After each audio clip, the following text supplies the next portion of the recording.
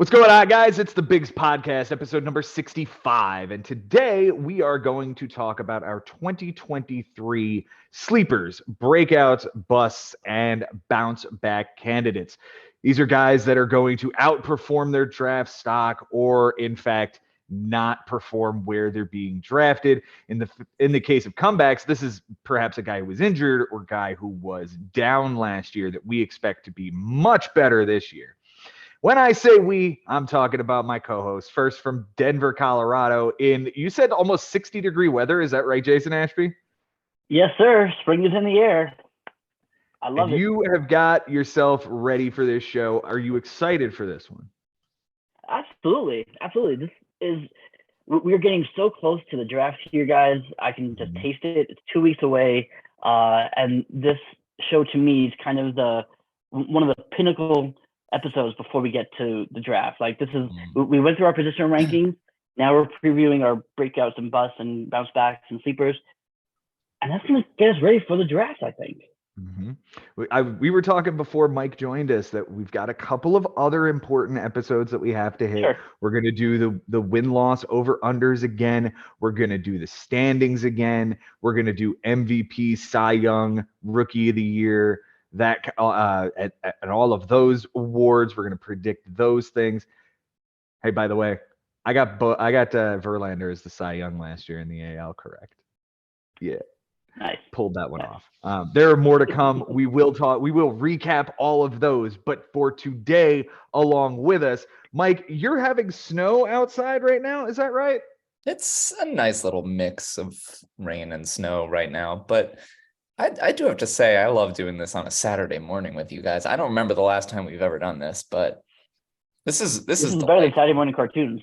Yeah. I mean, I am in fact enjoying the fact that we're going to get this done before the games even start, so I could probably watch a start of somebody in the middle of the snowstorm that we're going to have.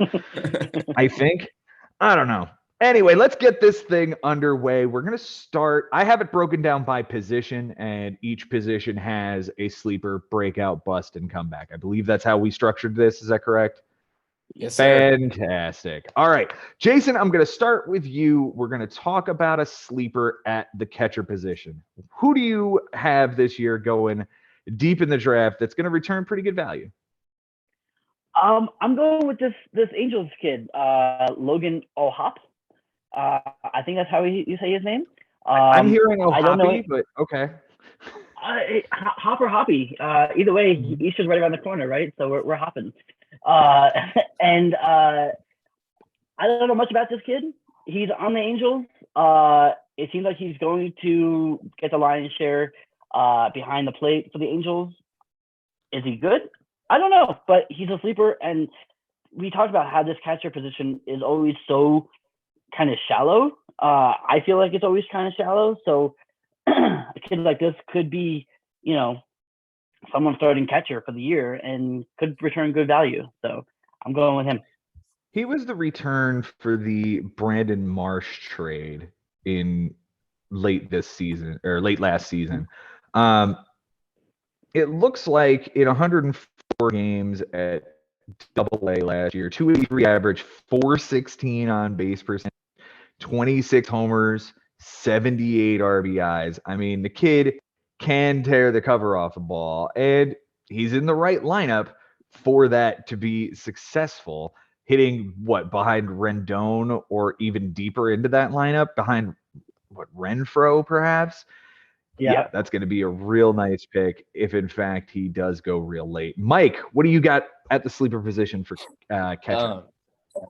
So as I was making this list probably about a week ago, I feel like things have even changed since then because, players are getting more notice. But a week ago, this was a great sleeper pick. Gabriel Moreno on the Diamondbacks.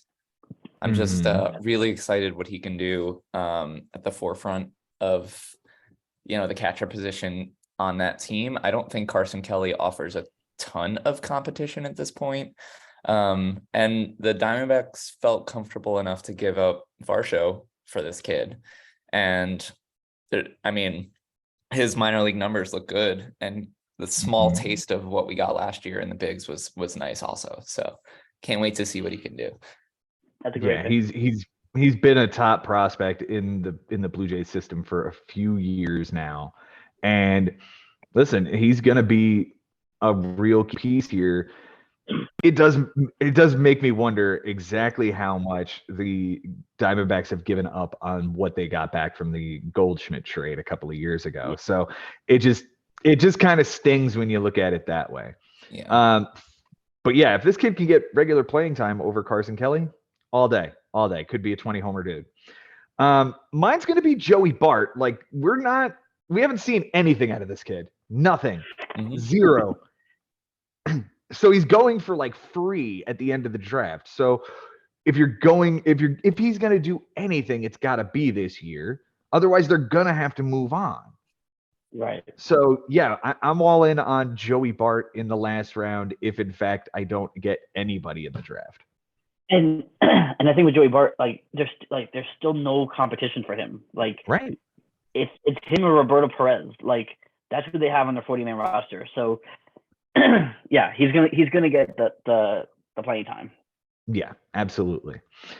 Mike, I'm gonna come to you first here at a breakout. Who's gonna break out at this position? It's the obvious choice. I'm sorry I'm taking him from you guys, but I gotta go Adley here. I actually didn't have him. Oh, okay. I didn't either, but he's a great pick. He's a great pick, but I feel like he started that breakout already. Yeah, I think that I guess before we get too deep into the show, maybe we sort of distinguish what qualifies a breakout, right? And what qualifies as like a sleeper, and what's the difference between those two? Because I feel like we've talked a lot about that off air, right? Yeah, like what counts for each. As far as I'm concerned, like a sleeper to me is a dude who goes late in a draft or that people aren't thinking of, hence sleeping on somebody that will return pretty good value. It doesn't need to be superstar. It doesn't need to be superstar value, but if it's everyday lineup, reliability, that to me is a sleeper. A breakout is a dude that you draft to be that becomes a star. Yes. And a bust is a star that produces at the level of the first guy. Love that. And the comeback is a dude who did one of those things or was injured and comes back to one of those areas. Congratulations. That's the definition. Love that. There we go. This moment has been brought to you by cannabis. So, Jason, who do you have at the breakout position for catcher? I have Tyler Stevenson here. I don't know how much he's going to play. He's been hurt a lot, but they're going to move him around the field a little bit between catcher and first base and DH. So it sounds like he's going to get reps, pretty consistently throughout the season. Playing in Cincinnati, there's obviously a great hitter's ballpark. Tyler Stevenson could bring back some good value. I don't have him high on my catcher rankings because he hasn't played much.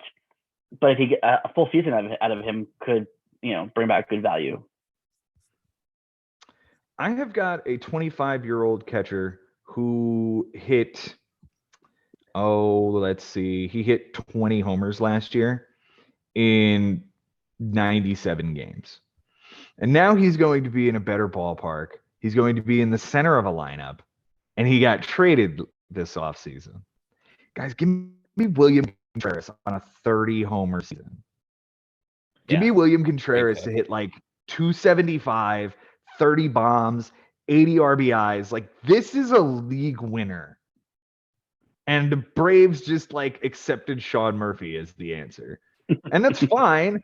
But like, I think they really had the guy here and they got too cute with this. I agree. This guy That's an awesome pick. I guess the question is he a catcher long term? Like, or is he more? I don't care. This year he's going to break out as a catcher. The Braves probably did. That's why they wanted Murphy. So I guess that's fine. That's a logical argument. I can understand that. Maybe they need the catcher long term because d'Arnaud is aging out. And if you're concerned that Contreras will eventually just be a DH, okay. But like, and of course, they traded their catcher of the future last year to get Matt Olson. To go get Matt Olson, exactly. Okay, I can understand that. That at least explains why they did it. But I'm still down with William Contreras having a 30 homer season. Like, yeah, I can see it. Oh yeah. Give me that. Yeah. All right. My bust this year, gentlemen, I'm going to have to say it again. It's Salvador Perez. I just don't find myself attracted to a guy post 30 who does not walk and is basically reliant on the long ball at this point. I'm out. Well, Jason, what do you have for the bust? Jason's gonna like that one. Yeah, I mean, I wanted to go there. You took the words right out of my mouth. But I'm gonna say Dalton Varsho here, and I think Varsho is gonna have a good year. Don't get me wrong, but he's being drafted in Yahoo as the second catcher off the boards in Yahoo, and I feel like that's a little high for a kid that we haven't really seen a tremendous season out of.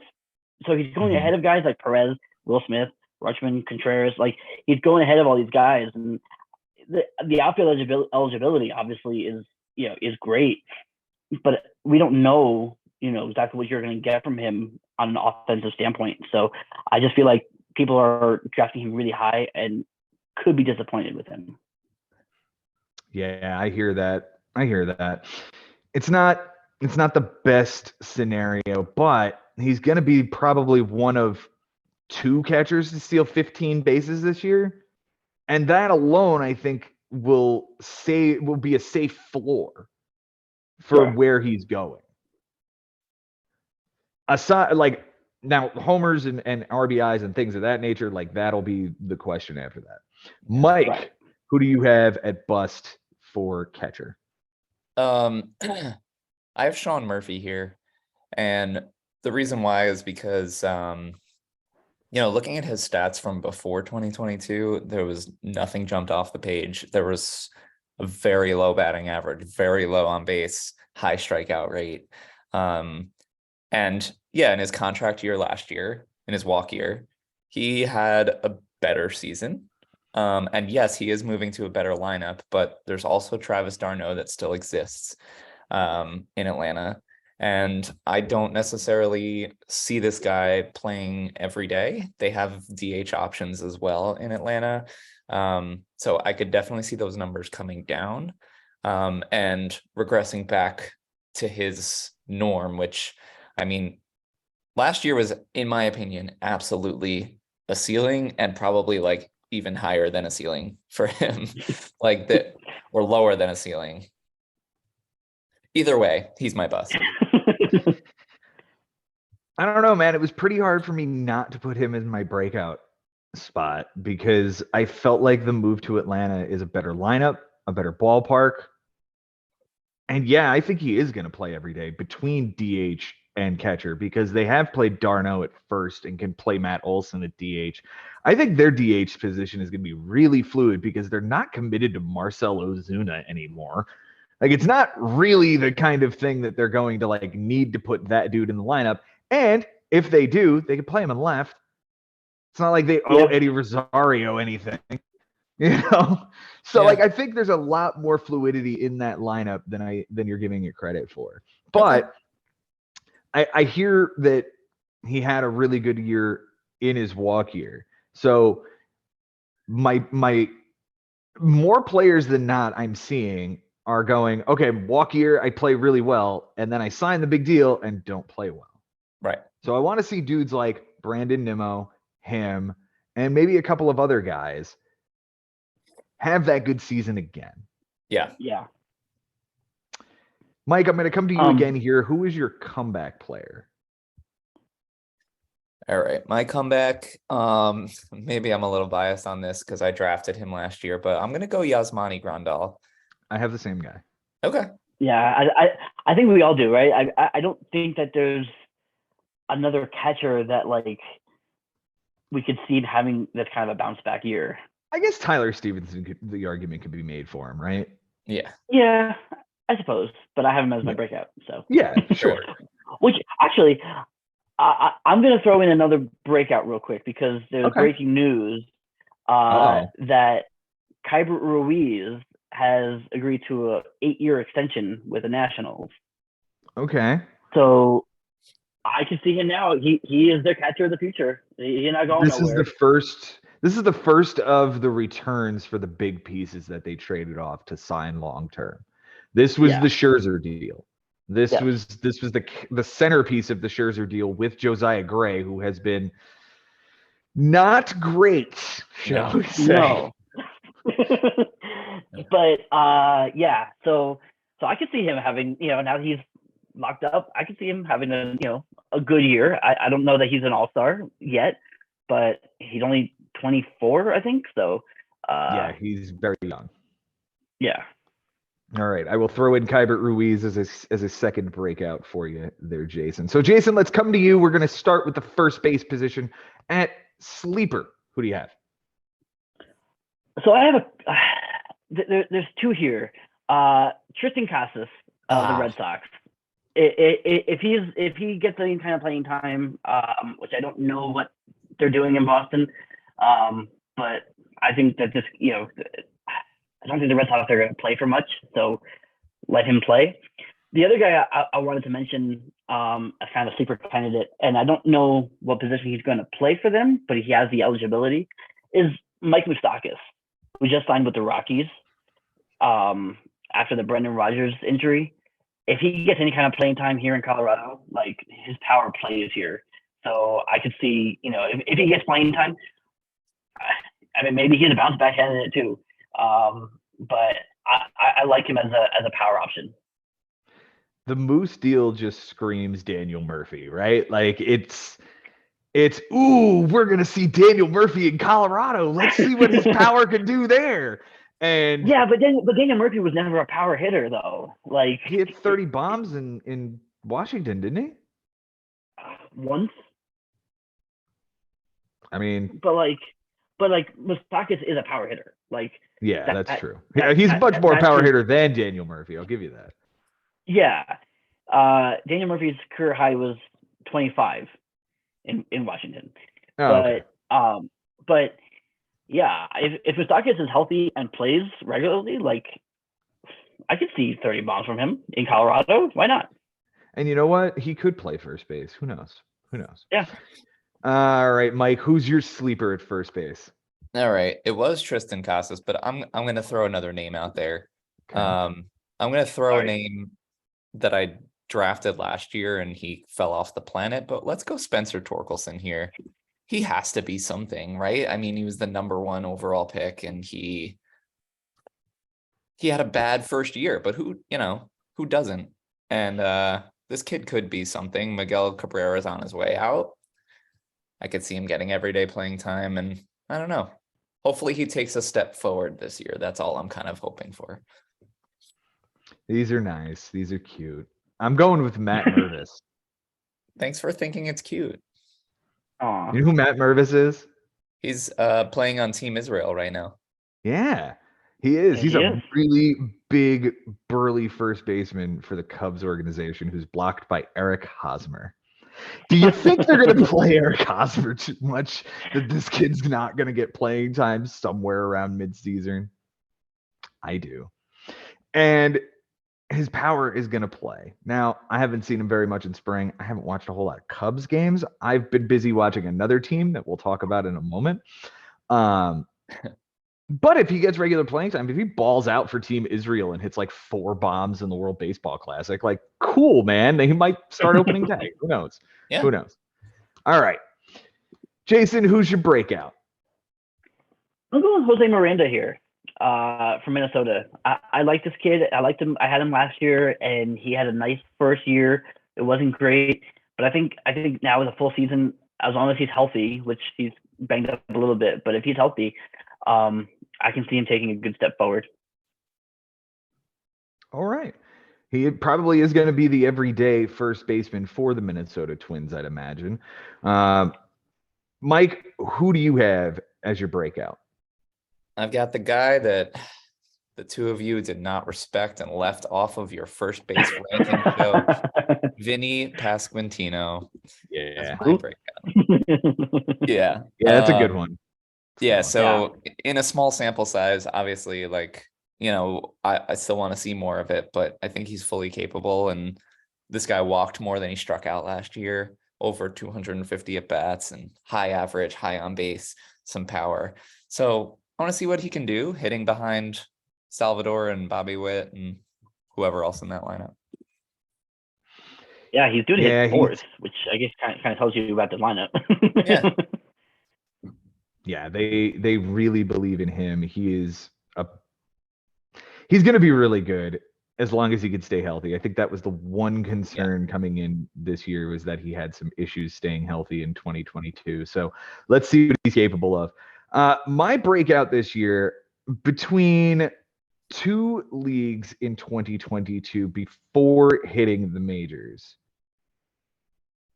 That's 76 games. It's about 275 bats. Hit 281 with almost a 400 on base percentage and a 500 slug, which is good for an 889 OPS. This is between AAA and AA.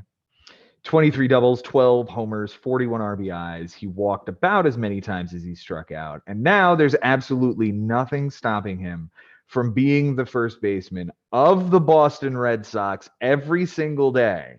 And guys, he looks like Freddie Freeman. Like he just looks like Freddie Freeman, man. And it's one of those things where I watched this game the other day. I think he went 2 for 3 and had like a double, and it was a really nice performance. And I like this. This is one of those, what if Freddie Freeman came up as a Red Sox and had the pesky pole to hit at all of his career? All he's got to do is poke it down the right field line. I love it. I like what the Red Sox are putting together here, little bits at a time, where when it does come together, it might be a really formidable team if they could ever find some pitching. Yeah. True. Yeah. I'm on board. I'm going to follow up by saying that my bust candidate is probably one of the favorites from coming off of last year. The dude had 27 homers and like 90-ish RBIs and hit over 300, and the team got better around him. But like, I don't know if I could really see giving a 5th or 6th round pick on Nathaniel Lowe and it paying off. Oh, he was my bust. Yeah, I just don't know that that's going to work. He was my bust for all the same reasons. I think he's just being drafted a bit too high. This is a guy that was literally like just jumping from team to team as a free agent last year in the bigs. And he was good, but 5th round, I don't think so. Yeah. Jason, who do you have at the bust? I'm surprised that Mike doesn't have this guy, Matt Olson. I thought it was too obvious. Yeah, well, it kind of is, but I'm going with it because he's going right now as the 5th first baseman off the board in Yahoo, in with an average draft pick of 43. So what's that, like 3rd round in the bigs? That's pretty aggressive for a guy who strikes out a ton. Yep. And just was decent last year. Like I would take like Nathaniel Lowe or Ty France over this guy. So yeah, I'm kind of out on Matt Olson. Ew, Ty France over Matt Olson. I don't like that one particularly. Listen, Olson was a victim of the shift, so I'm going to at least give him 1 year to bounce back from that before I start checking out on this guy. He also hits the ball stupid hard, so I'm not going to give up on that either. Far better than Nathaniel Lowe. But yes, I agree. The strikeouts are awful. Who is your comeback candidate, Mike Haber? My comeback candidate is Jose Abreu. Wow. Not that he who hit 300. Yeah, he didn't have a bad year, but he didn't have a Jose Abreu year. So I could see him returning to like the production of 30-100 hitting in that Houston lineup. Okay, Mike Haber is going back to the when he was underrated at 30 and 100. Yep. Every year. All right. Jason, Who's your comeback candidate? A guy that I rostered for, or I traded for last year and got swindled because he ended up being hurt and terrible the whole rest of the year. Jerry Walsh. If he's back to being healthy, I mean, his projected hit 7th in this lineup, so like he's behind all these guys ahead of him. He's not the dude that I think they were trying to groom him to be. Going into last year. Now, so like there's no pressure for him.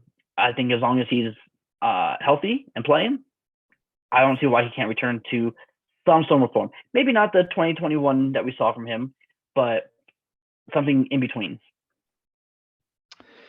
Guys, my comeback hit 239 last season with less than a 320 on base, but had 18 homers and 63 RBIs. And he's dealt with a lot late in the last few years between the COVID season and his cancer diagnosis. And I'm just really rooting for a comeback from Trey Mancini that we get let's take a look at the 21 season and see and as something to strive for. 255, 325 on base, 21 homers, 71 RBIs in a full season. Like, let's just get there and say what, like, let's see something good out of Trey, because he was really bad in Houston of all places, which I don't think we would have, like, if he was going to get traded from Baltimore, the landing spot of Houston was pretty sweet. And in 165 at bats, he hit 176. Yeesh. Doesn't look good. So before the trade, 268, 350 on base percentage. Yeah. He was on pace for a good year. Yeah. Let's see it in Chicago this year. I like it. All right. We're going to go to second base here. Jason, who's the sleeper at second base?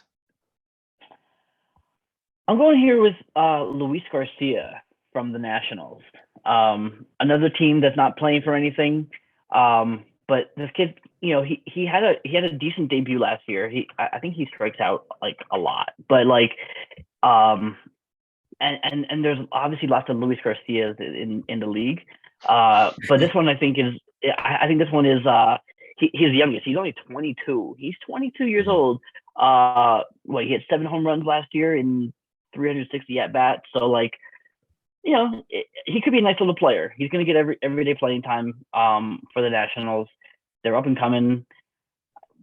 He's somebody I'm keeping an eye on for sure. Okay.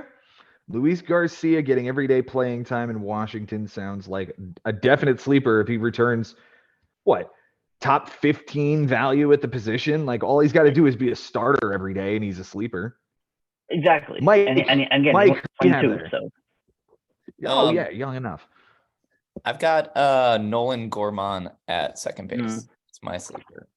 Yeah, I think he could have a fun sophomore year here. You're gonna see a bunch of Cardinals on my list, just coming from all different positions here. But definitely at second base.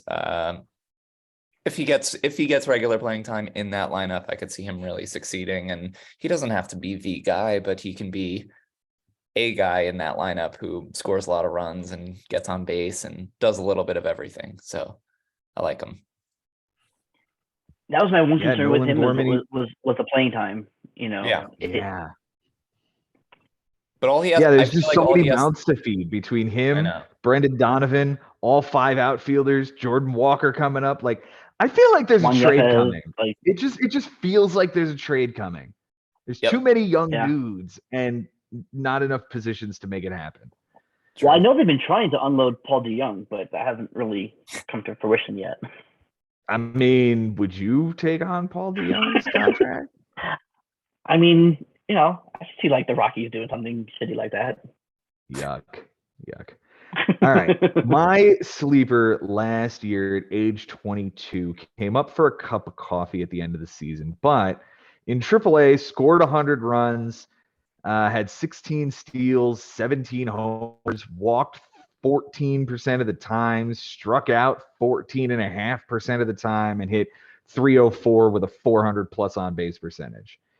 And he's going to be the everyday starting second baseman for a team that won 111 games last year. Go ahead and give me Miguel Vargas as my sleeper this year, guys.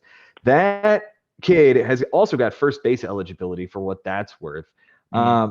But like the Dodgers are going with a youth movement. Are we going to sit here and be pretentious?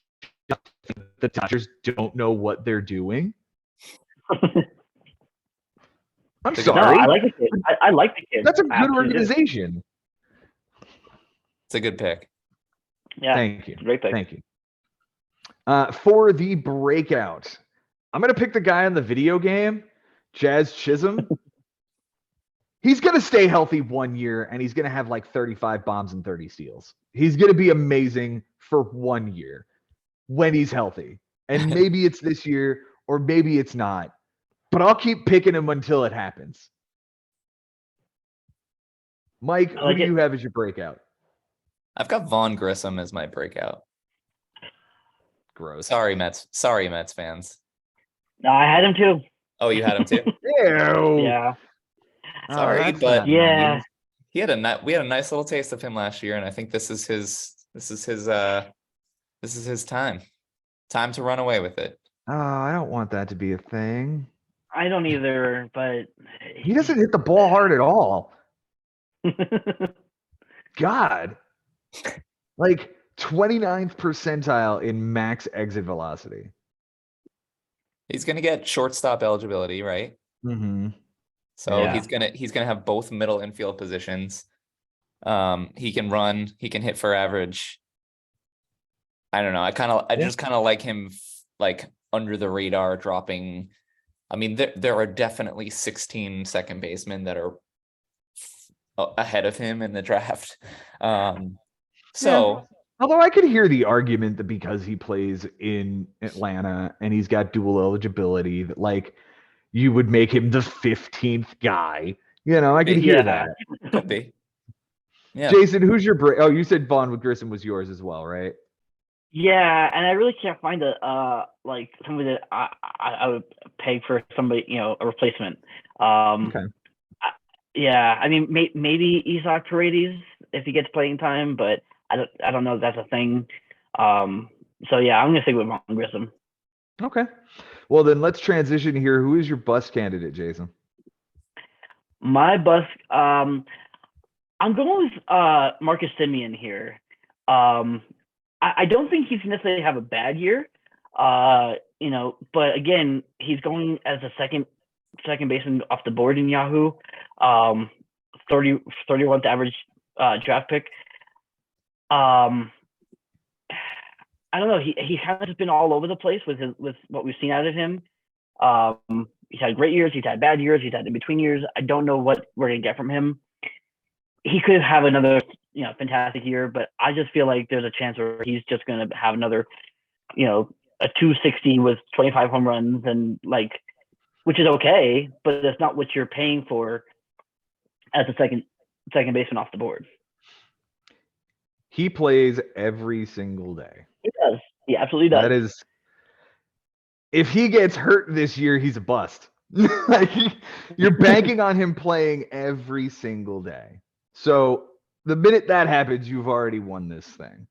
That being said, I think he's pretty safe for 100 runs in that lineup. I think he's going to be safe for 25 homers in that lineup. And I don't know that. What's he going? 4th round? maybe even earlier. Definitely. He's going. His average, his ADP is 31 right now, so he's going. Wow, he's going back in the 2nd round in the big. Yeah. Okay. All right. That does scream that.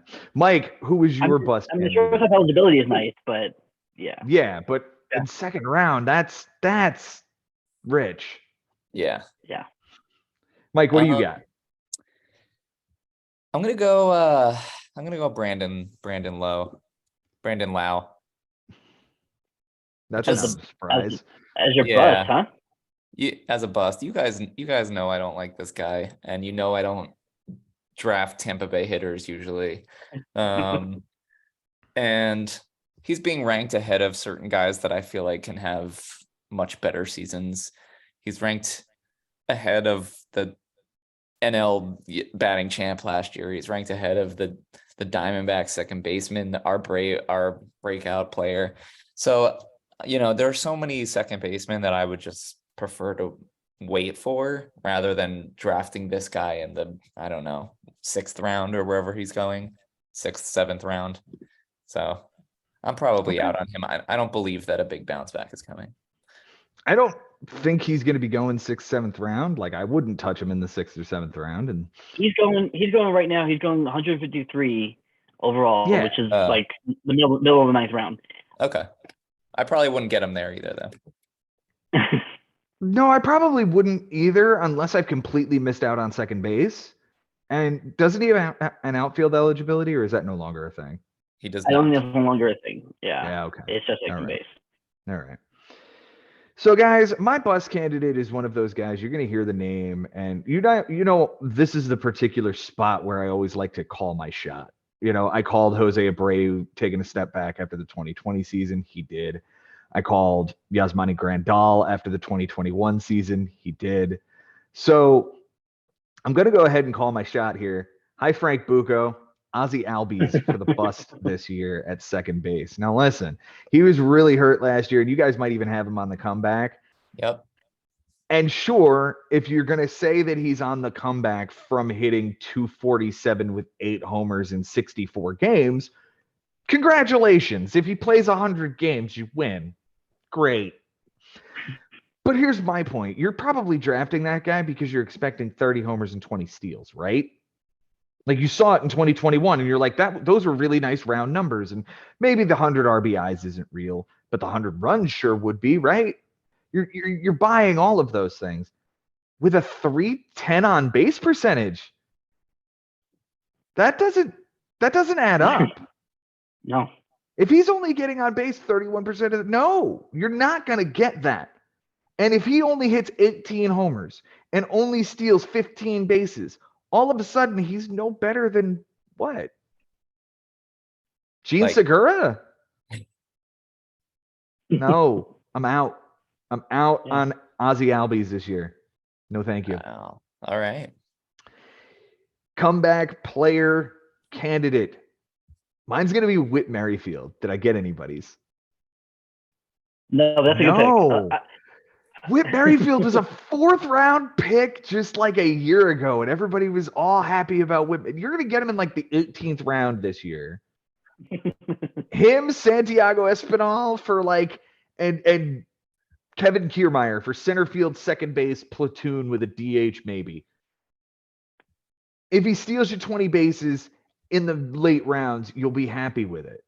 I don't know that that's a thing, and I think he's going to age like Charlie Blackmon, which is to say he's going to age like milk. But like maybe there's one more good one. Like maybe you can make one more omelet out of this. Jason, who's your bust candidate? Or I'm sorry, your comeback candidate. My comeback candidate is Mike's bust candidate. I'm going Brandon Lau. He was hurt last year with a back injury, which can always be tricky for a hitter, especially a power hitter like Brandon Lau. If he's healthy now, he's due to hit right smack in the middle of that lineup. I know they have a lot of pieces to move around, but I feel like he will probably he's safe for as long as he's healthy for everyday playing time. So I'm going with Brandon Lau. I like the power out of that second base position that he provides. All right, you can have him. And if I can get him in the 10th round, I'll be okay with that. 10th round sounds about fair, especially if you might be able to get an outfield spot out of that too. Like if there's a way he plays right once in a while enough to get you that spot, it might be worth it. Yeah. Mike, who's your comeback player? Well, now that you talked me out of Ozzy Albies, you're welcome. I'm gonna. Why don't we throw DJ LeMahieu's name into the mix here? I know you don't like him, Jason. I don't not like it. You know what I mean? Like he was definitely injured, playing through injuries last season for sure. It took away from a lot of what he did the year before. Like, yes, he had career numbers the year before, right? And he's not going to get close to that, but he offers you three. What? That's my question though. Is like, what's he bouncing back to? He's bound. So this is my argument here, is that he offers you 3 position eligible. He could potentially become the Yankees' everyday leadoff hitter if they get over the fact that Josh Donaldson's a person. And Gleyber Torres needs to hit 5th, not leadoff.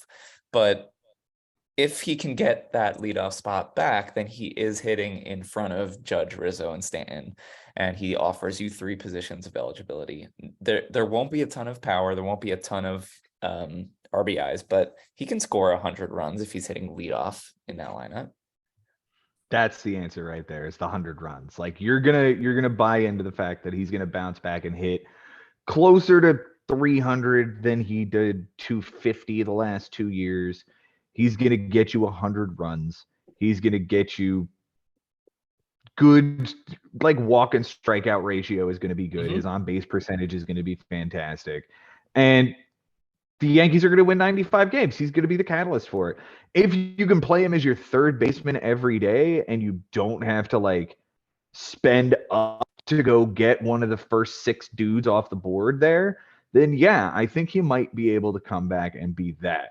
If you are buying that he could somehow do 26 homers on 102 RBIs like he did in 19, you're out of your fucking mind. Yeah, that's not happening. It's not. All right, let's move over to that dreaded third base position. And this is where we need to find value because this is a really shallow position. I've talked about it off air and with Ben here at home that it's like an exploding volcano and there are 6 helicopters. And then after the 6 helicopters, there's like a parachute and a couple of rocks that might be safe along the way. And that's it. Like it is bad, man. It is landmines and a terrible Dante's Peak action scene. So let's start at sleeper. Jason Ashby, who is your sleeper at third base? I think he qualifies as a sleeper. He was my very last third baseman on the third base ranking show. I'm going with Josh Young here from the Rangers. He's due to be their third baseman. He was hurt last year. He was supposed to be the third baseman last year, and he couldn't make it into the lineup, but now he's healthy and he's going to play. Access to that lineup, I can see, bringing back top 20, value if he's healthy all year and can be productive. I'm going with Josh Young here. All right, Mike, who do you have as your sleeper? Oh, as of right now, I mean, he in Yahoo qualifies as a third baseman, but I don't think he's going to play this position. I'm going Jordan Walker here. Yeah, I knew you would. Yeah, Yep. he's going to be an outfielder for the Cardinals, and you had mentioned earlier that we're going to hear a lot of Cardinals, and I was just like, yeah, he's going to take Jordan Walker. Yep. It's the top prospect coming up this year. Yeah, and he's still not being drafted very high at the moment, so now's the time. That's one of the rocks that might be safe. But look, like there's a non-0% chance Jordan Walker comes up and hits 225 with like bad on base skills and makes a couple errors and is back down in May. So correct. It could be a landmine. So yeah, if that's your starting option at third base, it's not great. No, Man. And that's why he's definitely a sleeper, but not breakout candidate for me. Right. Now, if he is playing, he is going to get another position of eligibility. What that position is, who knows? For what it's worth, Yahoo is putting him as the second right fielder on their depth chart. Okay. There you go. That makes sense. Makes sense. All right. Can I take a moment to wax poetic about my breakout at third base? Did you who was your sleeper? Yeah. Oh, my sleeper was also Jordan Walker. Okay. Yeah. Oh, okay. Then yes. Let me go ahead. Yes, let me go ahead and wax poetic about this. 93rd percentile in average exit velocity, 95th percentile in max exit velocity, 91st percentile in hard hit percentage, 96th percentile in walk percentage, 98th percentile in strikeout percentage, 97th percentile in chase rate. You're not getting him to go outside the zone. 96th percentile in whiff percentage. 94% in xwOBA, 97th percentile in expected batting average. Is this guy going to do good this year? This guy is good. All he has to do is change his launch angle this much. And Yandy Diaz goes from 9 homers to 29 homers. This is my new Franmil Reyes, is what this has become. Like, if he changes the launch angle, this is Franmil Reyes with walks, like a lot of them, and no strikeouts. Just, he crushes the ball, guys. He's just pounding it into the sand. Like, you look at his spray chart for 2022's hits, there are just a huge glom of singles in the infield, like around the second base bag, that he was just crushing the ball up the middle and they'd get through. And then there's a whole lot of doubles spread out all over the field. And Tropicana Field isn't going to help him ever. It's not a good hitter's park. So all of his away games are where he's going to need to succeed power-wise. But man, there's 25 homer upside in this bat. I swear to you there is. I swear to you there is. This is Pablo Lopez, Franmil Reyes, Yandy Diaz territory. Like, that's where we're at with this guy. Okay. All right. I like it. For me, until I see him hit more than 10 home runs in a season, I know. I don't feel comfortable drafting him for this. And like, he's been so snake bit, man. He came into spring with like this hip thing, and then he came back from that, and literally the first game he got beamed in the hand. So like, he's got a bruise. Nothing's broken. He's fine. But just let me see the boy. Like, he's got these arms that are just. He does have arms. You're right. He does have arms. He's got Tyler O'Neill arms, is what I'm saying. He's got Tyler O'Neill arms. Wow. Okay. Mm-hmm. I know. We're probably going to talk about him later, aren't we? Yeah. So who's your breakout, Mike? At third base, my breakout is Gunnar Henderson. Henderson. Did I say that? Yes, yeah, Gunnar Henderson. You did. Hitting in the middle of that Orioles lineup. He's got a full season. The position is his. He's dual position eligible. I think he's set up for a ton of success, and you could still draft him at a pretty decent value right now, which I don't think will be the case next year. So he can do something. Yeah, he's the parachute after the 6 helicopters that get off the volcano, is what I've explained. Like, that's the parachute. He's the safe guy that is going to have plenty of playing time, is the top prospect. Like, everything looks safe about it. Just got to make sure it's packed right. Otherwise, you could end up back in the minors and you could be fucked. Right. You know? Yeah. Jason, what do you got for your breakout? I was Alec Baum from the Phillies. I don't particularly like him, maybe because there's a rival bias here, but full season out of him. He's only 26. Maybe he takes a step forward this year. That's a great lineup, obviously. Great ballpark for him. So yeah, I mean, he last year wasn't terrible. 13 home runs, a 280 average, 315 on base, not great. But again, maybe he takes a step forward and can bring back at least a little bit of better value. Okay. Alec Boehm. I mean, look, his team went to the World Series last year. Like, they're counting on him to be a good part of this team going forward. So I believe in the role. I believe in the guy, kind of. So yeah, I could see a 20 homer season. Sure. Yeah. He did add 5 to 10 pounds of muscle over the winter. Best shape of his life alert. Best shape of his life alert. Best shape of his life. Mike, who's your bust candidate this year, dude? My bust candidate is probably your bust candidate, but I'm gonna go Bobby Witt Jr. here. It is not. It's not. No. All right. Well, it's not that I don't think he's a good player, because I do. And I owned him last year, but I'm not going to spend a first round or early second round draft pick on this player who struck out 100 more times than he walked, and his on base percentage was less than 300, like 19 errors. I'm not spending a first round pick on that. So yeah, the argument against it is, yeah. The argument again, you have him as well, Jason. Yeah.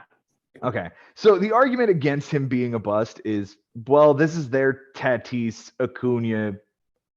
This is their athlete franchise player, right? Yes. So this could be the last time you get him outside the first round for a few years, potentially. That's the only argument I have against it. That's Okay. it. I said the same thing of Vlad Guerrero. It happened. I said the same thing of Bo Bichette. It happened. I said the same thing of Wander Franco. It didn't. Yeah. All right. My bust candidate. So remember I said something about those 6 helicopters that'll safely get you off the what if one of them's out of gas? Or what if one of them has a bad engine? Or one of them propeller is broken? What if Sounds like a this problem. guy is in the 29th percentile in walk percentage, 11th percentile in chase rate, 26th percentile in whiff percentage, doesn't run well, plays in a favorable home ballpark, and had an okay season last year, got a really big contract, but plays on a team that's not going to be as good. Guys, I'm calling Rafi Devers my bust this year. And I think this is one of those situations where I talked about earlier, where we see a really great season and then he gets paid and then he drops off for a year.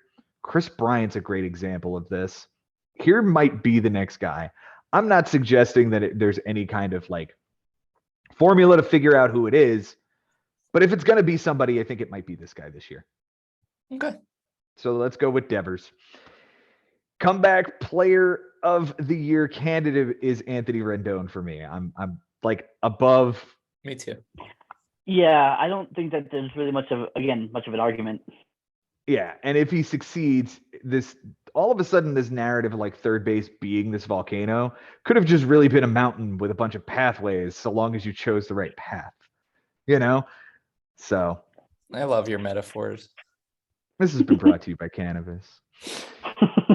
Rendon's gonna hit what, 4th behind Ohtani and Trout and Taylor Ward? Okay. Yeah. All Yeah. day. Yeah. All day. Yeah. If he's in there, he's as good as it gets. Yep. Just stay healthy. All right. Yeah. Shortstop sleepers, gentlemen. Jason, let's talk about yours. I already talked about his double play teammate. I'm going with CJ Abrams. Pretty much the same reason that I said Luis Garcia. He's a guy that nobody's gonna think about because he's on the shitty Nationals team, but I mean, this was the return in the Juan Soto deal. So like he's gonna play. He's young. He's athletic. Give him a shot. See what he can do. All right. Jason Another loves young the kid Nationals for this year. one.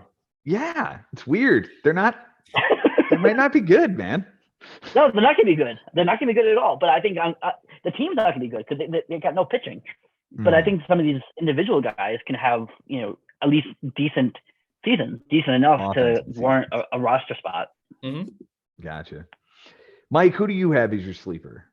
I've got Anthony Volpe as my sleeper. Wow. What are you? Okay, Nice. Mike Haber, this is I'm the ready. moment I have to ask you this. I almost cut you off when you were talking about DJ LeMahieu, but I think now is the time for us to talk about this. Okay. Who is the Yankees starting shortstop on opening day? Who do I think it's going to be, or who do I want it to? Like, seriously, man, what's happening here? What's going on with your team? It's Volpe and Peraza fighting it out, but also IKF is there. If for whatever reason both of these young guys flail out, but I think that the organization at this point is leaning towards one of those young kids, with IKF being just a bench bat. And then your third base and second base situation between DJ, Donaldson, and Glaber. Glaber is probably set at second base. Okay. And then if it were up to me, it would be DJ at third. But it's really just a matter of, I mean, maybe Donaldson plays third and DJ DHs the first on opening day and Stanton plays the outfield. I don't know what the call is here, but with Bader being hurt, I think it gives more of an opportunity for Stanton to probably play the outfield on opening day. Doesn't that mean you're playing Aaron Hicks or no, you're playing Judge in center? Could play Judge in center, but you could also play Oswaldo Cabrera in center and Judge in right. So, right. But I think Volpe's got as good of a shot. I mean, he is a little younger, and the whole service time manipulation thing still exists. Are we sure you're gonna win the East? No. Okay. We've got a whole lineup on the IL right now. So yeah, man, like, ooh, I know, because I've been thinking about this as each injury keeps popping up, and here comes Rodon, and there goes Montas, and like Bader, and didn't somebody like there was a fourth Canely and Lou Trevino. Yeah. What is the deal with Yankee injuries? What is the deal with the training staff there? It's every season we're seeing this now, and it's not stopping. Yeah. There's something wrong here. Volpe as a sleeper, though, you're expecting him to A, be healthy, B, successful, and C, in the lineup? If he is, then yes. Then okay. Yes, he is my sleeper. Are you expecting him to be at this moment on March 11th? I'm not necessarily expecting him to be up and starting on March 30th, but I'm expecting him to get a really nice chunk of playing time this season in the bigs. Over or under 99 games? That's a really good question. I'll come back to you. Yeah. I'll come back to you on it. Come back to me. Jason. Oh, wait, my sleeper. My sleeper is a guy. We're going to go ahead and talk again about a 92 percentile in X slug and 96 percentile max exit velocity. And everybody saw this dude's offseason and went, oh, man, there's no way I'm getting it on him because the Giants backed out and the Mets backed out. And he finally went and got his bag from Minnesota. But, like, what about his foot? Man, I'm in. I'm in that low. What's his ADP right now, Jason? Help me out. 111. Yeah, I'm in past 100. I am in past 100 on Carlos Correa. If you're going to tell me that I can get a 290 batting average and a 350 on base percentage, like, is that real? I was really surprised to see that his ADP was that low. Like, yeah, man. That's why I think people are sleeping on him because they're afraid of the injury. They're like laughing at him because of the offseason. Mike Haber's rolling his eyes about it, but I'm in on Correa, man. I am too. I'm rolling my eyes because I can't get over our shortstop ranking show where Jason had him second overall as the second best shortstop in baseball, and I still can't get over it. No, that is ridiculous. But 111th overall is egregiously low, and I'll be in on that. Yeah. All right. We're going to the breakouts. This is what I think is going to be the most interesting spot in this particular position is a breakout because there's a lot of young shortstops, a lot of young opportunities here. Mike Haber, I'll go back to you first. You can't also take Anthony Volpe, so go ahead and. Okay, deal. I gotta go O'Neal Cruz here. I think he's got the tools to put it all together. And he had his bumps and bruises in his first season, and he wasn't all that great. He struck out a crap ton, but you know, the power is real. He's got speed too, and he only played in half a season last year, and he still racked up 17 home runs, 54 RBIs, and 10 steals. Like, I just want to see what this kid can do in a full season, and he could be a 25 or 30-25 threat. Dude, he broke StatCast last year. Like, he is the 100 percentile of max exit velocity. He broke it. And he's 98 percentile in sprint speed. So, yeah, what can he do? He could be 30-30 if he plays a full season. My questions will be whether or not he can hit 240.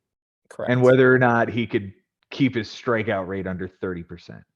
If you're going to tell me he can keep it under 30%, I am all over it. Jason, what's his ADP? Please help me. His ADP right now is 80. Okay, so you're telling me Carlos Correa is going 30 picks after this kid? That's why Carlos Correa is a sleeper. Because if you're going to pay the 80, you might get a first rounder next year. You might. But you also might get a minor leaguer by Mother's Day. So it's a very wide gap of what you've got. Yep. Yeah. He was also my breakout, by the way. Jason? Breakout. I have Gunnar Henderson here. He has eligibility at both. We already talked about him, so we can move forward. All right. All right. So then I'll go to you for your first bust candidate at shortstop. I'm going Tim Anderson. He's going higher than Cruz. He's going higher than Correa, and going higher than Gunnar Henderson. And he's going 75 right now, ADP. To me, he doesn't bring anything special to the table. He has decent batting average and, and on base, I guess. But like, I don't know. He's a health risk. Not crazy about the White Sox this year. So yeah, I'm kind of out on Tim Anderson. I was never really in on him to begin with. So Tim Anderson. All right. Mr. Haber. What do you got for your bust candidate? Oh, I gotta go Dansby here. Gotta go Dansby. Yeah, you do. After last season. Oh, you're there also? I am also in on Dansby for a bust. Yeah.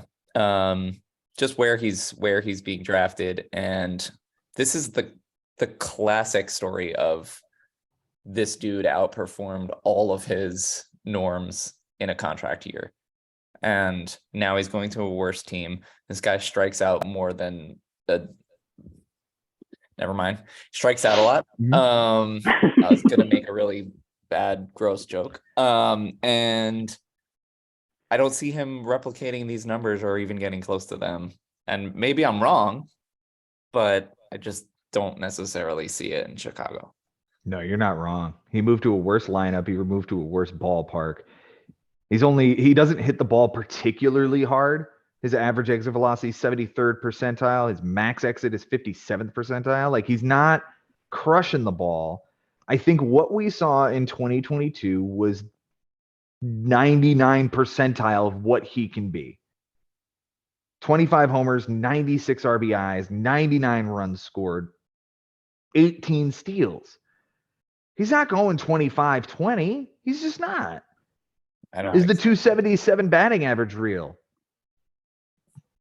I don't know. I don't know either, but the strikeouts it only came with a 330 on base percentage because he walked so few times and struck out 182 times. It's not a great profile. And if you're going to tell me he's going to the NL Central and he's going to play in Cincinnati once in a while, sure, but he's also playing 81 home games at Wrigley, which can be a hitter's park, but by and large is a pitcher's park. All right. To the comeback player. Jason, let's start with you again. I have two guys here because I think one's kind of obvious. Tatis, right? I think is like the obvious guy. But I'm also going to pick on Mondesi here.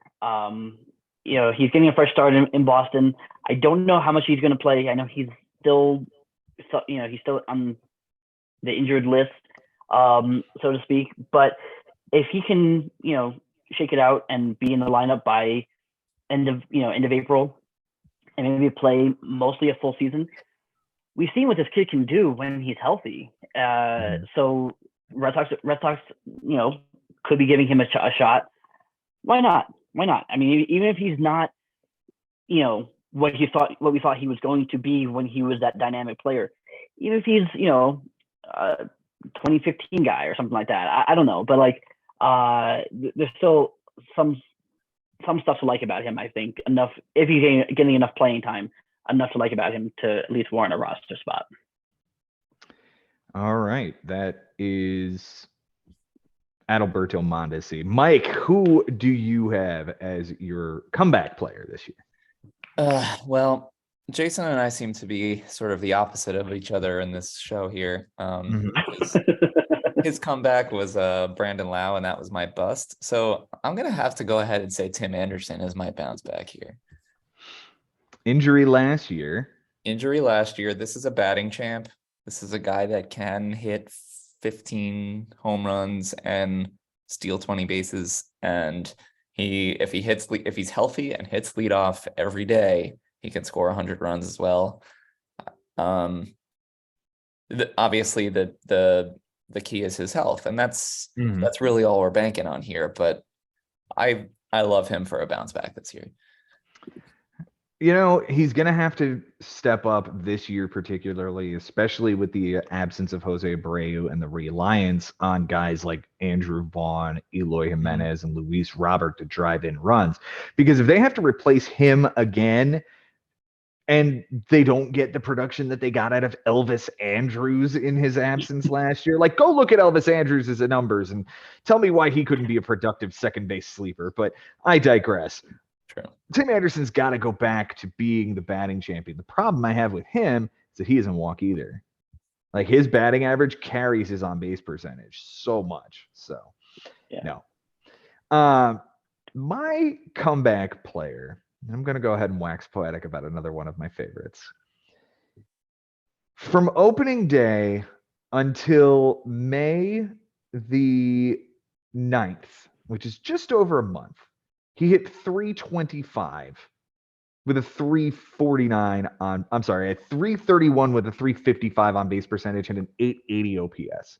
He was well on his way to exactly what I thought was going to be a breakout monumental second round pick last year.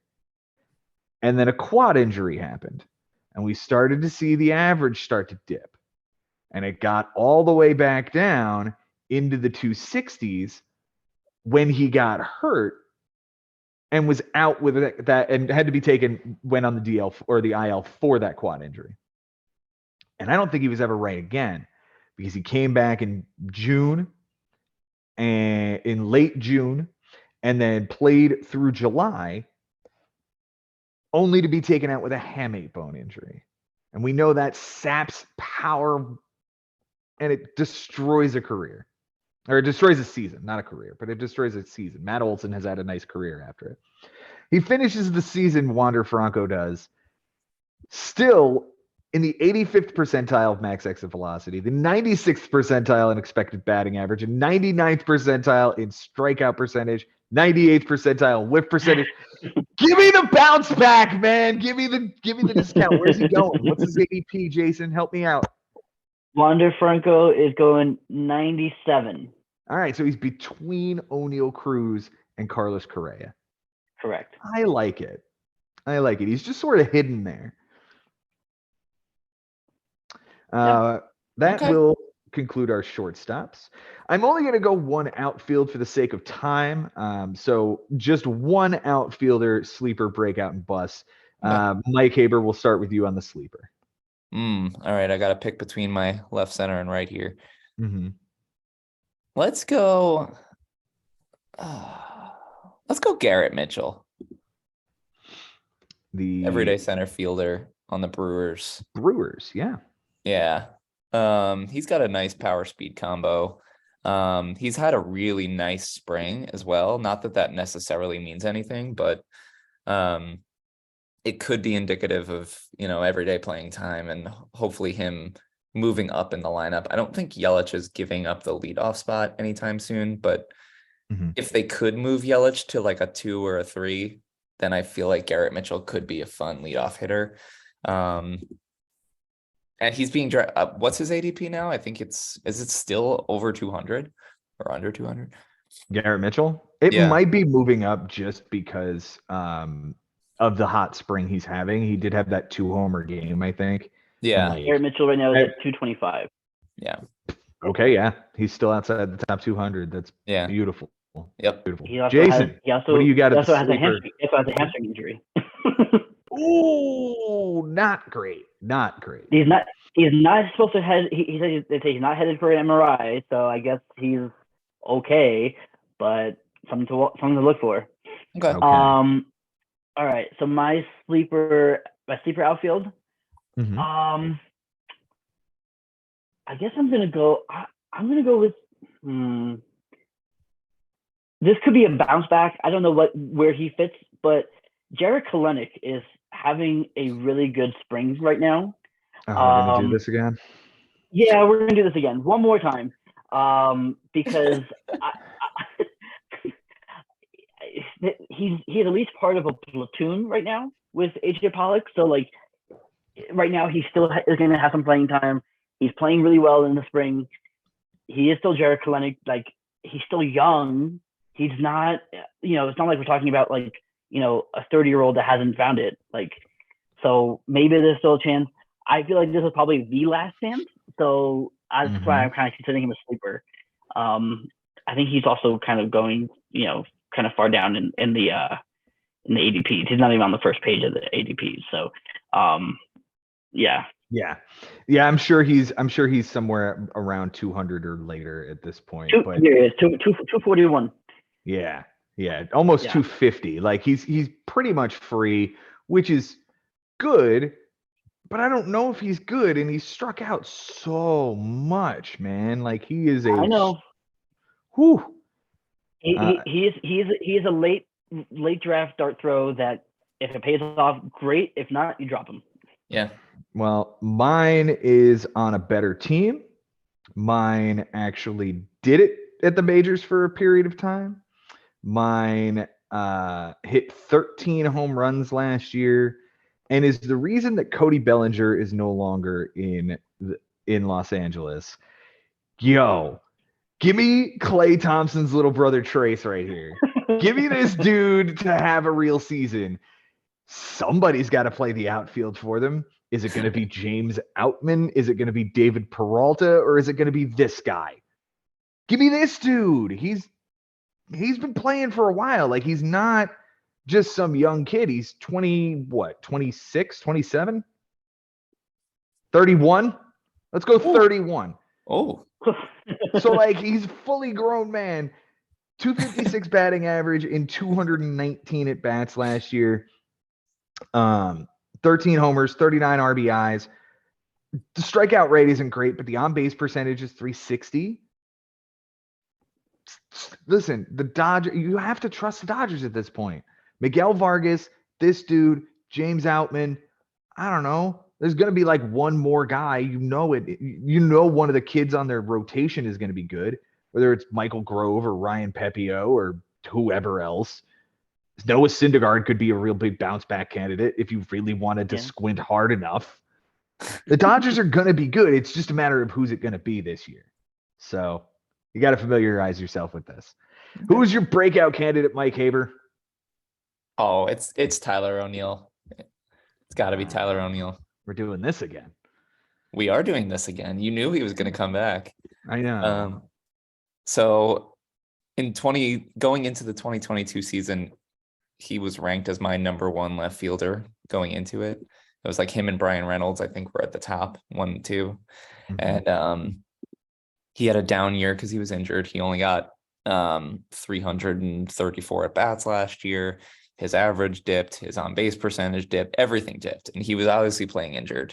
But he's capable of 30 home runs. He's capable of 15 to 20 steals. He's in a very productive lineup that got better with Wilson Contreras as an addition. I love him this year, and I think he's gonna break out in a big way. He would win the largest arms in the majors contest, bar none. My concern is between him, Yepes, Gorman, who else do we got there? Walker, Carlson. How many mouths are there to feed? I need to know who the starters are. I don't think they're not going to start this kid. Yes. But he strikes out a whole lot. He does, and that's something he needs to cut down. But in 2021, he struck out a bunch and still hit over 280, getting on base at a 350 clip. Like, yeah. And he's still in a down year, went 14-14. Yeah. In 396 games. He played 96 games and went 14-14. Like that's if he's hitting second in this lineup in front of Goldschmidt, Arenado, and Contreras, like he's almost guaranteed for 100 runs. You think they'd put four righties in a row like that? Well, who do they have as a lefty bat? That's a good question. It's a great question. I don't have the answer. I think it's Lars Nootbaar. There you go. It is Lars Nootbaar. But you're not Tommy playing Edmonds. him. Tommy Edmonds is a switch hitter. Yeah. Listen, he's another mouth to feed. And he was good last year when he played in Tyler O'Neill's stead. Yeah. Like he kind of stepped into Tyler O'Neill's role and succeeded better than Tyler O'Neill. So there's definitely that mouth to feed on top of it. Yeah. The Cardinals there's a lot of good dudes there. I kind of feel like there needs to be a trade between the Cardinals and Yankees again to like move some of this stuff. I would love that.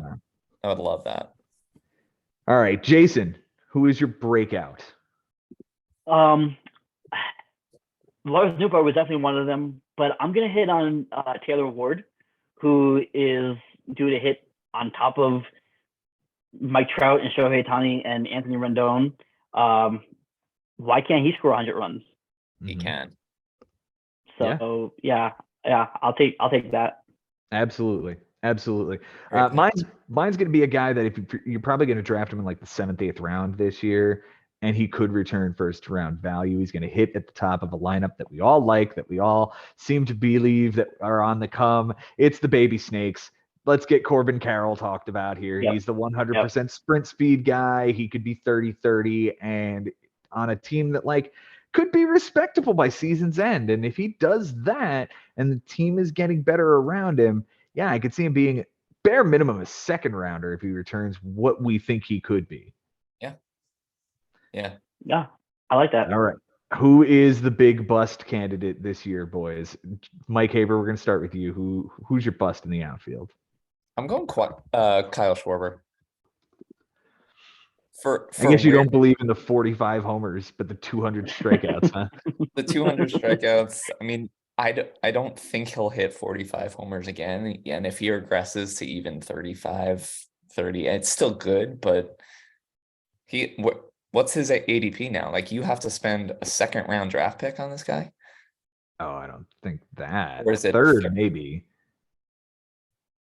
Schwarber is going 48. Yeah, it's back end of the third. Back end of the third. Yeah. Start of Still, I think that's too high for a guy that strikes out 200 times and barely hits over 200. So yeah, I'm with you. I also have a guy who strikes out a ton and hits better than 200, but I'm not entirely sure that that's going to last much longer. He also doesn't walk at all.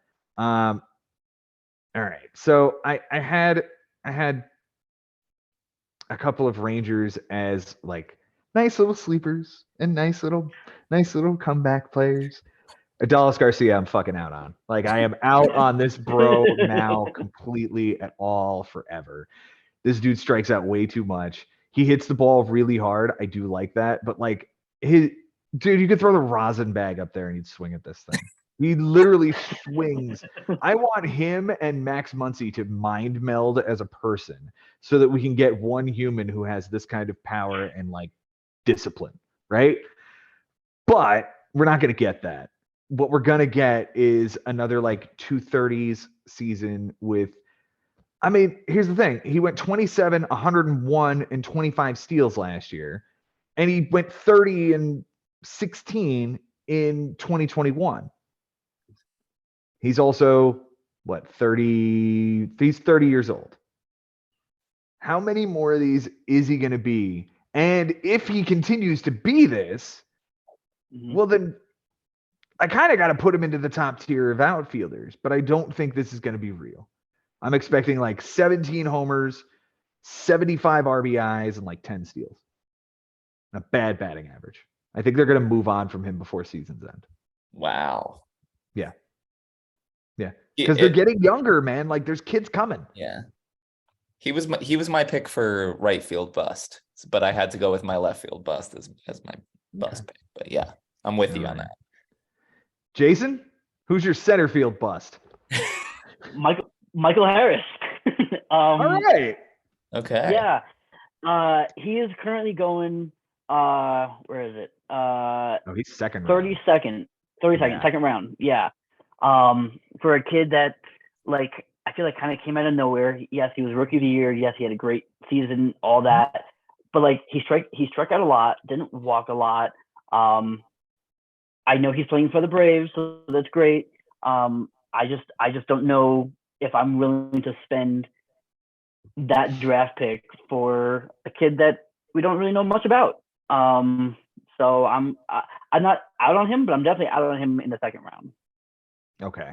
Good call. Yeah, I could certainly respect that. Now, that also ties back into my to my Ozzy Albies bust idea is like this dude could have taken over the second spot in the lineup, in which case you're batting Ozzy Albies further down the lineup, and that becomes a problem. So, right. Yeah. All right. Comeback player in the outfield. I'm going to start with one here for you. This guy hit 16 homers and 54 RBIs last year in 84 games. He was hurt quite a bit, but when he was healthy, hit 295 with over a 350 on base percentage. Good for an 858 OPS. I think he's good for that. And he's no longer going to have to play the outfield while still having eligibility there. Mike Haber, give me Eloy Jimenez as my bounce back this year. 30 homers, 280 or better batting average, 100 RBIs as a full-time DH that is still going to carry left field eligibility. I love it. Yeah. Thanks, man. Every time he played for me, he was great and productive. He just didn't play that often, but every time he was playing. Yeah. So now that he's not going to have to play the field, he just looks like a gazelle in the wrong neighborhood out in left field. Like I remember he gave up a Christian Yelich inside the park home run during the 2020 season because he fell into the netting and like just laid there like just lost. Like I have no idea what's happening. He tore his pec muscle jumping for a ball over the left field wall. Like, let's stop this. Yeah. Abreu's gone. Edwin Encarnacion was there for a minute. He's now gone. Like DH is Eloy's and leave him there. Yeah. Agreed. Mike, who's your comeback? I'm torn, but I think I'm gonna go with Nick Castellanos here. That's a good one. It's a fair I one. like that. I mean, he can't be much worse, can he? He can't be worse, and now you can get him at a discount, and the Phillies are still a really dominant lineup here. And I mean, if he can give you more than he gave you last year, you're like, that's a comeback right there. So yeah, age 31 season in Philly. You certainly like the ballpark. It's just I don't know what happened last year. All of the underlying numbers are awful. Average exit velocity way down, max exit velocity way down, hard hit percentage, strikeout rate, chase rate, whiff rate, walk rate. It all just nosedived. Yeah. It can't just be Cincy. Like it had to be some sort of injury. Like, do you think he was hurt? Do we think was there anything about him being hurt? I feel like maybe at one point there might have been. He had a better 2020 season in 60 games. Yeah. Than he had in 2022 in 136 games. Right. Something was off last year. Yeah. But I think there's a recipe for some sort of, even if it's not his 2021 numbers, there's a recipe here for some sort of like somewhere in between. And that would still be a comeback. He could still be, yeah, you're right. He could still be 22 homers and 70 RBIs and like a decent batting average. Yeah. Yikes. Yeah. What a terrible year. Right. Jason, who's your comeback? Man, it's tough because I like all three of mine. Yeah. I almost went with the one that I think you're going to say. I mean, Chris Bryant, like. Yeah, that was it. Yeah. Like why not? Again, if we're assuming health, he's gonna play. There's no way he's not gonna play if he's healthy. Mm-hmm. He's playing Coors Field, so like, what's the problem? And I'm just gonna quickly gloss over that my other two were Ramon Laureano and Austin Meadows, because I think those two guys can both be traded to better teams, and if they're healthy, they can both be very good. So I do like the Austin Meadows play. That was a 30 and 100 guy a couple of years ago. So it was. Yeah.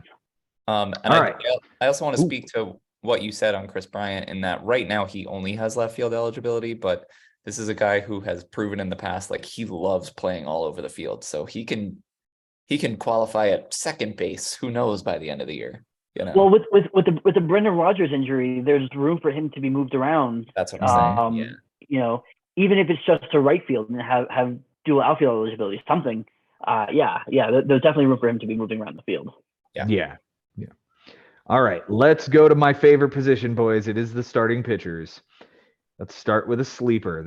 I expect you boys to go deep on this one, because I didn't go very deep here. I was very, very superficial on a lot of these. So let's hear the starting pitchers. Jason, who's your sleeper?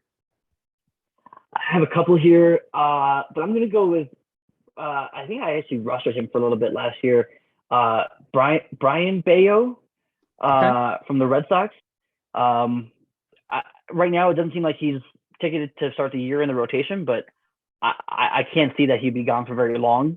So it would take very long for him to get into the rotation. So, again,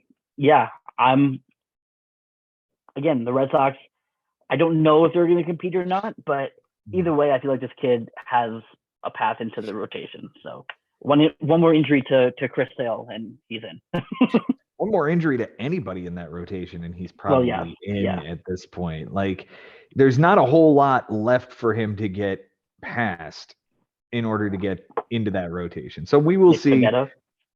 Yeah, exactly. Like, there's not anybody there that's stopping him, so long as he performs well.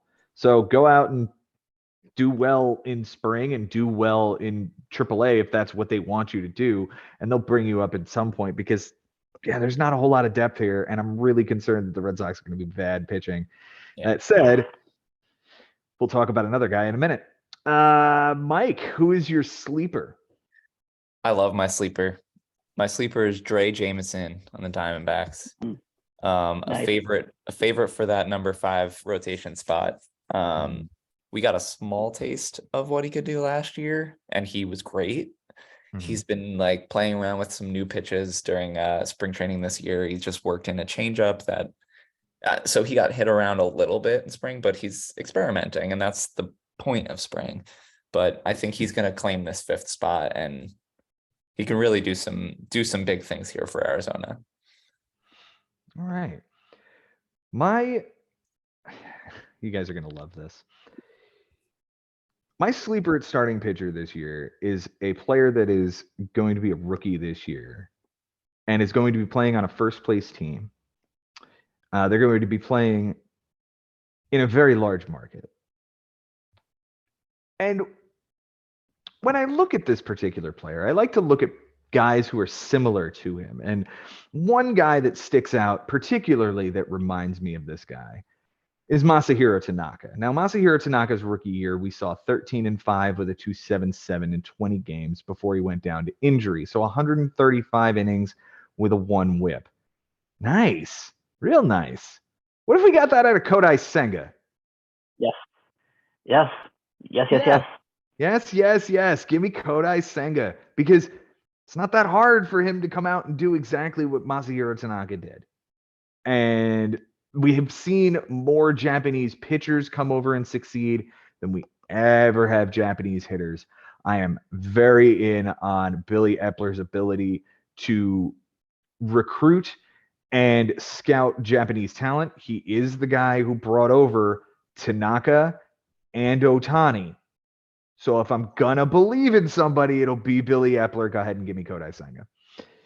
Yeah, talk about He's going 195th right now. Yeah, there we go. Yeah. So like, I had him as one of my breakout candidates, but he does definitely qualify as a sleeper too, because he's going so far in the draft. Yeah. Go ahead and give me the 3 starter on the Mets that nobody knows what he looks like if they couldn't pick him out of a lineup. Yeah. And he throws a ghost pitch. So Right.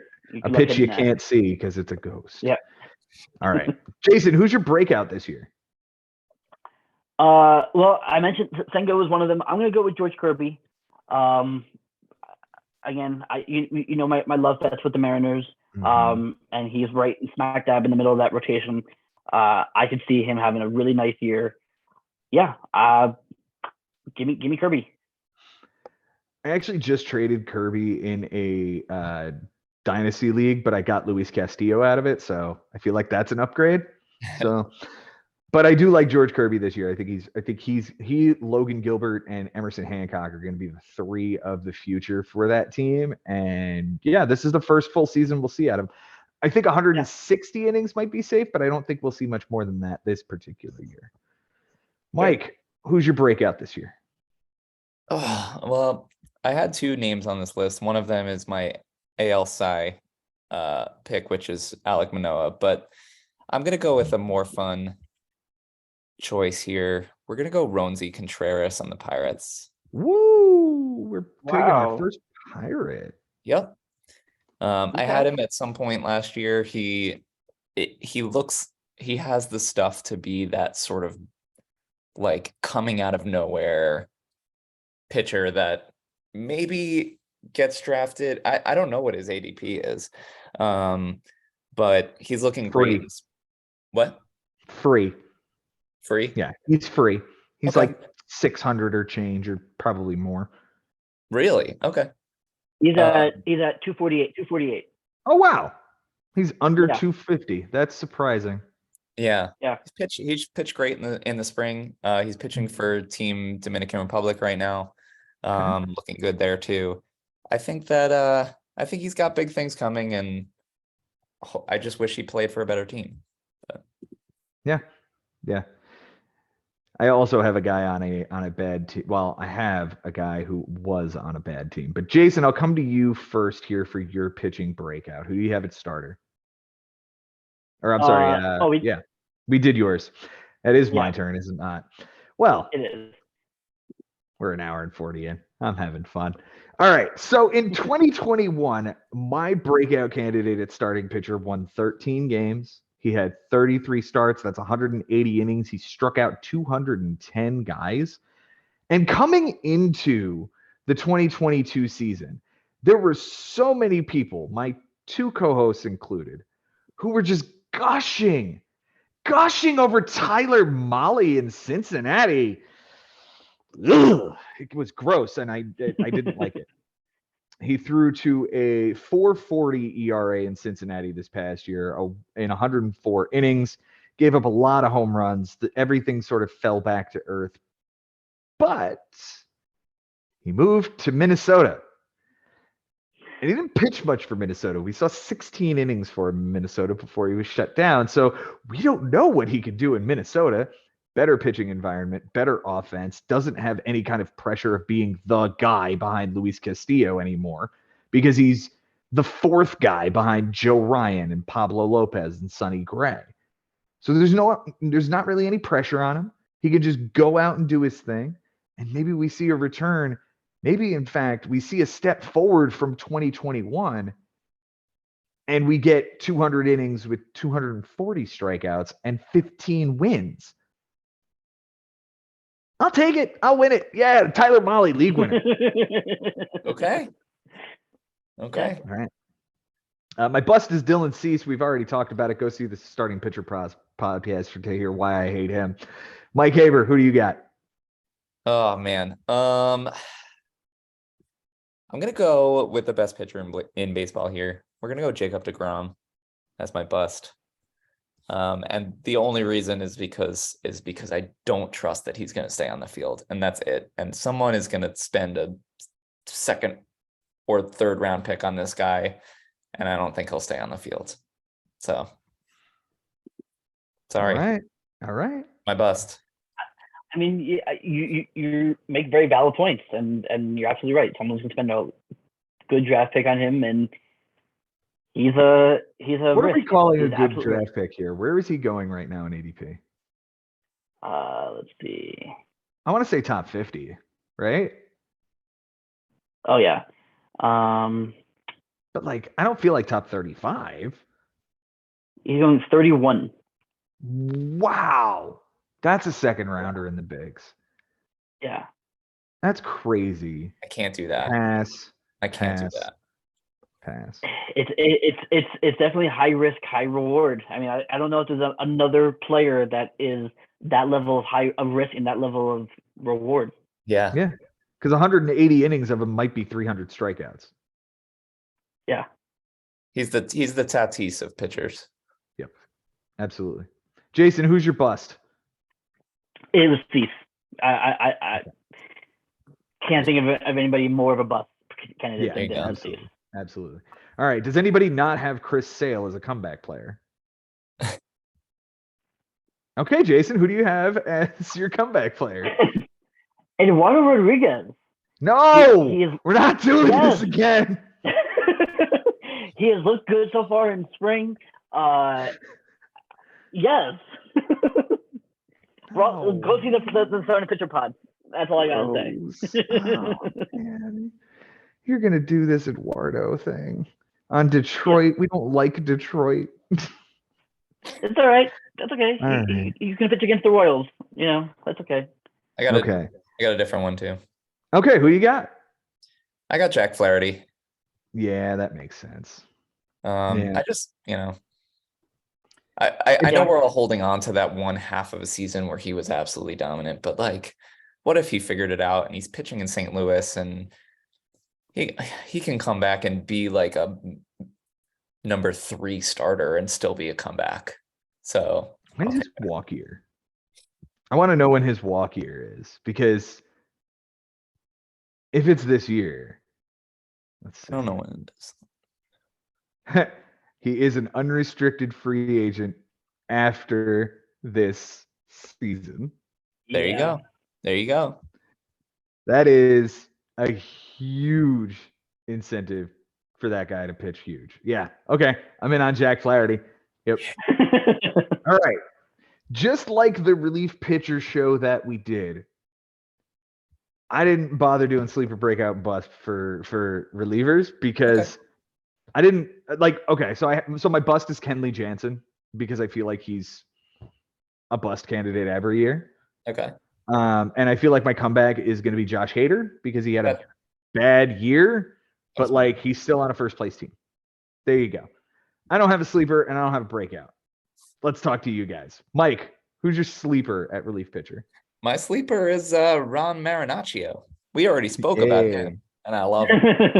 Yeah, Ronnie Marinara sauce. Sauce. I just wrote Josh Haber into my comeback line because I'm sure he'll appreciate that. He's my comeback player of the year. Yeah. All right. Ronnie Marinara sauce for Mike Haber. Jason, who's your sleeper? AJ Puck. We talked about him also in the relief show. He's going 240 right now, ADP, and this could be the closer of the Marlins by the end of the year. So I would take him late in the draft. All right. If we're referencing the relief pitcher pod, I may as well say Miguel Castro is probably my sleeper. He's probably going outside the top 250. So there you go. Who do you guys have as breakout? I've got Brian Abreu. Okay. Yeah, the dude in Houston. We talked about him in the reliever pod. Yep. Jason, who do you have? Andres Munoz. Good choice there as well. I don't really have anybody that I'm specifically ridiculously high on. So I'm not gonna really call it breakout. Who's gonna get 30 saves out of nowhere? I guess Alexis Diaz. I guess. Yeah. Right. Sure. Okay. Yeah, he'll save all 30 games the Reds win this year. Yeah, exactly. Well, no, they have to win 31 because no, they have to win 30, yes, because the Pirates are going to win like 31. Yeah. Right. Pirates will not be the worst team. All right. Bust candidate, Mike Haber. Yeah, you're going to be shocked at this one, but I'm going to go Ryan Helsley. I'm actually not that shocked because his underlying numbers weren't great. His minor league numbers weren't great. And there's not really, it's kind of like what the hell, where the hell did this actually come from? Yeah. And now you have to spend pretty high up to get him. So that's why it's my bust. Absolutely. Jason? Somebody who has to spend a little even higher on, a little bit higher on, is Devin Williams. He's never been a full-time closer. You know, he's always had Josh Hader there, up until midpoint last year. But you know, he's always been kind of the eighth inning guy. We just don't know if he can handle being the ninth inning guy for a full season. And he's going right now in 56 ADP. So that's, you know, he's got the stuff, but does he have the makeup to be the closer? And we don't know that. So that's a bit of a risk. All right.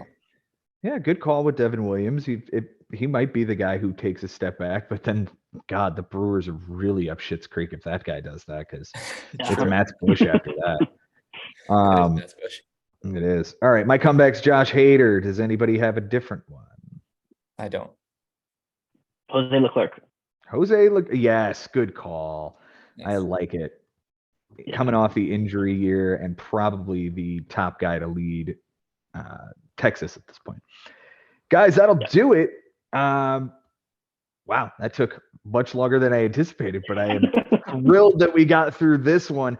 Guys, we are so close to opening day. I'm so excited. Mike, thank you so much for being here with us, man. Yeah, no, thanks so much for including me in this. This is always a fun show I want to be a part of. And yeah, I'm so excited. I'm itching. I'm itching to check my lineup every morning and make ads and offer Jason trades and reject trades from you, Joe. Like, I am itching for this.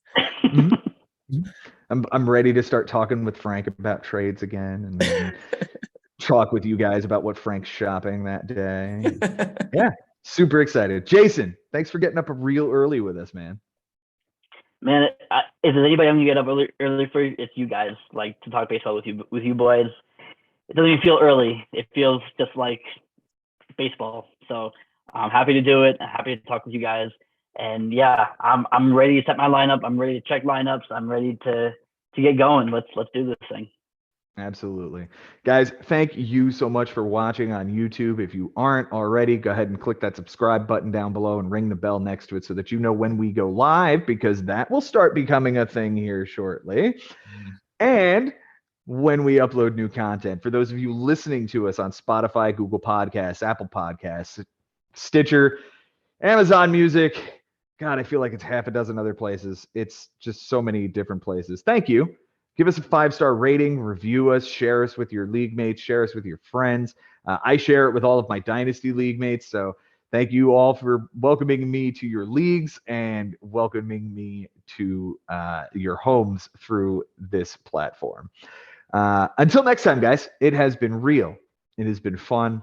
It is all real fun in the bigs. We'll see you guys next time.